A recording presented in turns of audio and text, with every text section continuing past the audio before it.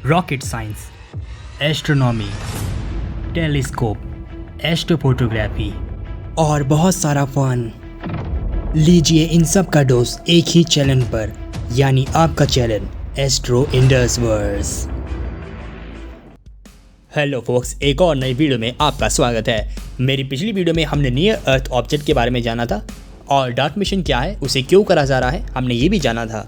और हमने डेडिमोस binary system को अच्छे से समझा था और हमने ये भी समझा था कि डार्ट स्पेसक्राफ्ट को कैसे भेजा गया एस्टेरॉयड की तरफ। आज की वीडियो में हम समझने वाले हैं डार्ट स्पेसक्राफ्ट के डिज़ाइन को विथ सिमुलेटर और डार्ट स्पेसक्राफ्ट कैसे टकराने वाला है एस्टेरॉयड से और टकराने के बाद क्या होगा, इससे क्या फ़ायदा होगा, क्या मिशन ख़त्म हो जाएगा या एक और मिशन लॉन्च होगा, ये सब हम जानने वाले हैं डिटेल में। इतना डिटेल में कि शायद ही किसी ने हिंदी में वीडियो बनाई होगी। तो अपनी नाक और मुंह खुला रखिए, आइए शुरू करते हैं। 26 सितंबर 2022 आज का दिन मानवता के लिए काफ़ी बड़ा है। आज वो होने वाला है जिसे हमें कई साल पहले कर देना चाहिए था, लेकिन कई डिबेट्स और फंड्स की प्रॉब्लम की वजह से ऐसा हो नहीं पाया। लेकिन अब सब जानते हैं कि एक एस्टेरॉयड मानवता को ख़त्म कर सकता है, इसलिए देर आए दुरुस्त आए, अब ऐसा हो रहा है। इसलिए मैं आ गया हूँ अपने सिमुलेटर में और मेरा स्पेसक्राफ्ट बढ़ रहा है डायमाफॉस की तरफ और डार्ट स्पेसक्राफ्ट की 9 मंथ की जर्नी ऑलमोस्ट पूरी होने वाली है। जब तक ये स्पेसक्राफ्ट वहाँ पहुँचता है और टकराता है, हम तक इस स्पेसक्राफ्ट के डिज़ाइन को समझते हैं। सो ये है हमारा स्पेसक्राफ्ट। यह स्पेसक्राफ्ट 2 हिस्सों में बना है। पहला है इम्पैक्टर, दूसरा सेकेंडरी स्पेसक्राफ्ट। पहले इम्पैक्टर को समझते हैं। यह इस मिशन का मेन स्पेसक्राफ्ट है जिसका नाम है डार्ट। यह स्पेसक्राफ्ट एक भी साइंटिफिक इंस्ट्रूमेंट कैरी नहीं कर रहा है सिवाय एक के, जिसका नाम है ड्रैको। ड्रैको की फुल फॉर्म है Didymos reconnaissance and asteroid camera for optical navigation. इस इंस्ट्रूमेंट्स को आप यहाँ पर देख सकते हैं। इस इंस्ट्रूमेंट की मदद से स्पेसक्राफ्ट एस्टेरॉयड का स्ट्रक्चर की स्टडी करेगा और ये इंस्ट्रूमेंट हेल्प करेगा स्पेसक्राफ्ट को गाइड करने के लिए, जिसे गाइड टारगेटिंग कहा गया है। चलिए थोड़ा इसे डिटेल में समझते हैं। इस इंस्ट्रूमेंट के अंदर एक छोटा सा टेलीस्कोप लगा है जिसका नाम है रिची क्रिटियन। इस टेलीस्कोप को इक्विप्ड करा गया है टेलीफोटो लेंस के साथ और साथ में कैमरा भी लगा है। यह कैमरा स्पेसक्राफ्ट की आंख है जिसकी मदद से स्पेसक्राफ्ट देखता है और टारगेटिंग करता है। इस इंस्ट्रूमेंट के साथ स्पेसक्राफ्ट परफेक्ट नेविगेट करे, इसके लिए स्पेसक्राफ्ट में एक सॉफ्टवेयर है जिसका नाम है स्मार्ट नैव सॉफ्टवेयर।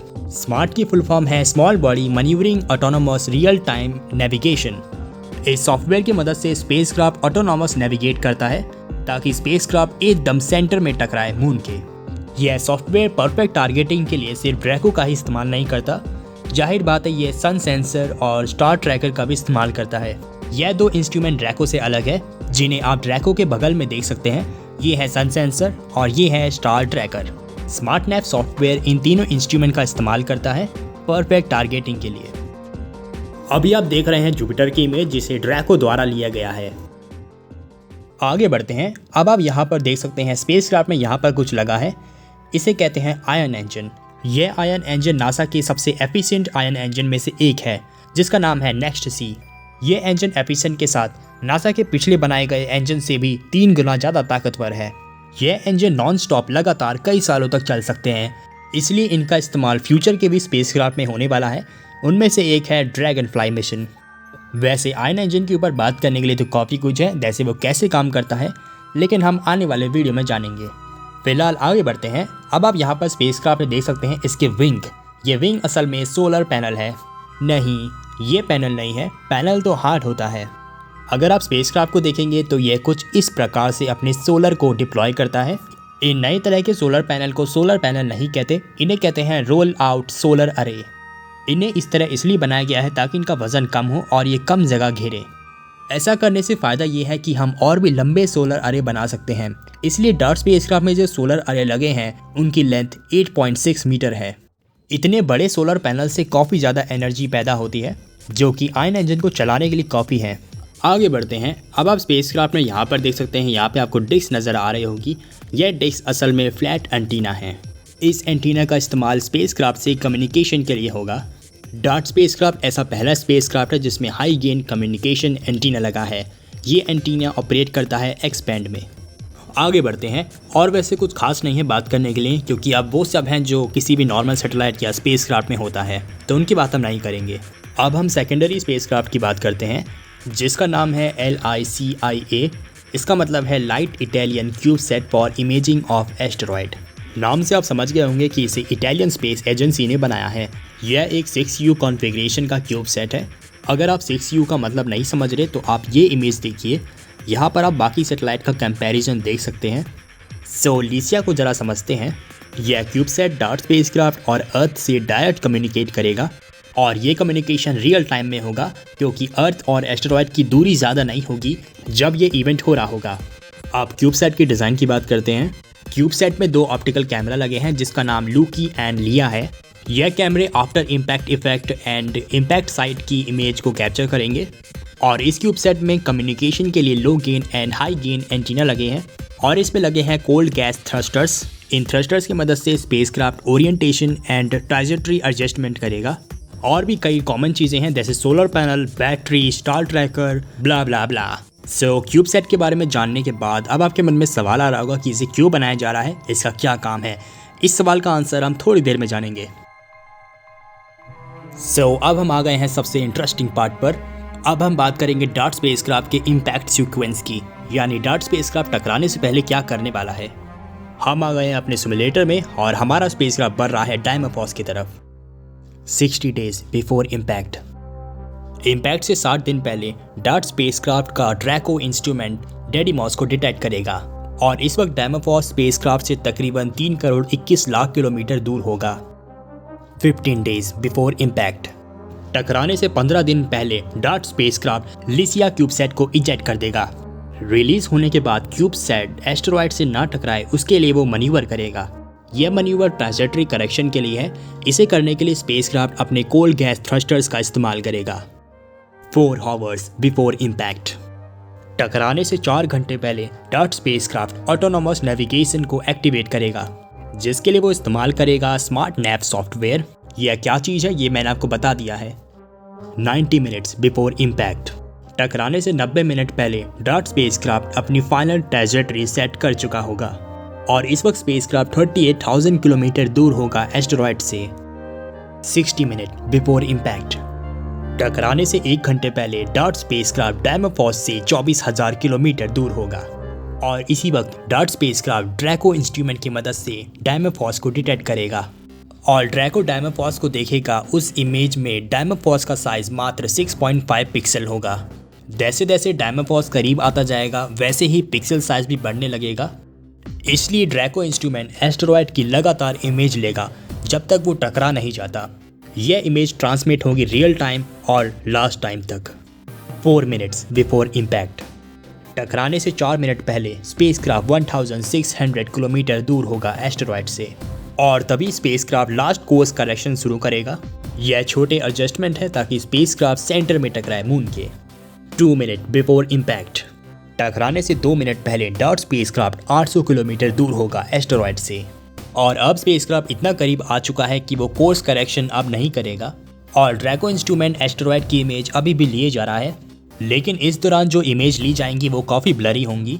इमेज ब्लर होने का कारण स्पेसक्राफ्ट का वाइब्रेशन है। यह वाइब्रेशन पैदा हो रहा है स्पेसक्राफ्ट के इंजन से और लंबे सोलर पैनल की वजह से। अब आप इमेजिन कर सकते हैं कि स्पेसक्राफ्ट की वेलोसिटी कितनी ज़्यादा होगी। कई 1000 किलोमीटर वो सिर्फ कुछ सेकंड में पूरी कर रहा है।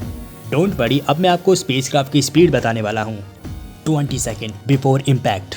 डार्ट अब 130 किलोमीटर दूर है एस्टेरॉयड से और अब ड्रैको द्वारा लिए गए इमेज स्थानिक रेजोल्यूशन तक पहुंच जाएंगी और कुछ सेकंड बाद डार्ट स्पेसक्राफ्ट एस्टेरॉयड की फाइनल इमेज लेगा। यह फाइनल इमेज मात्र 20 सेंटीमीटर की दूरी से ली जाएगी एस्टेरॉयड से। इमेज लेने के कुछ मिली सेकेंड बाद ही ये इमेज ट्रांसमिट कर दी जाएगी और इतना ही नहीं, यह स्पेसक्राफ्ट तब भी डाटा सेंड और कलेक्ट करेगा जब दूरी 0.4 to 1 माइक्रोन होगी एस्टेरॉयड से।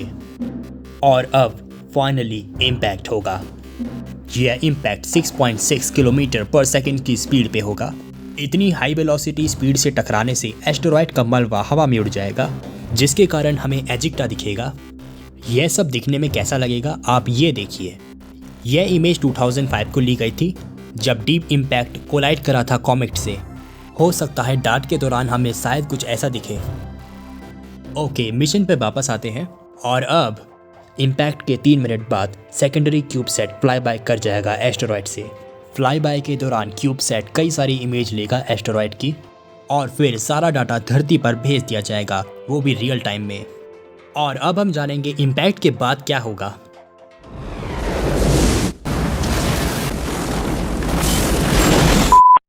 सो अकॉर्डिंग टू कैलकुलेशन डायमाफॉस की वेलोसिटी डिक्रीज हो जाएगी बिकॉज ये ओपोजिट कोलिजन था।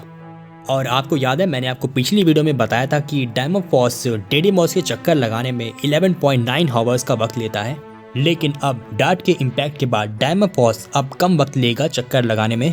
यह कम ज़्यादा कम नहीं होगा, तकरीबन 10 या 4 मिनट तक कम हो सकता है। यह सिर्फ रफ आइडिया है क्योंकि एस्टेरॉयड की सरफेस टोपोग्राफी भी डिपेंड करती है कि वो कैसा है।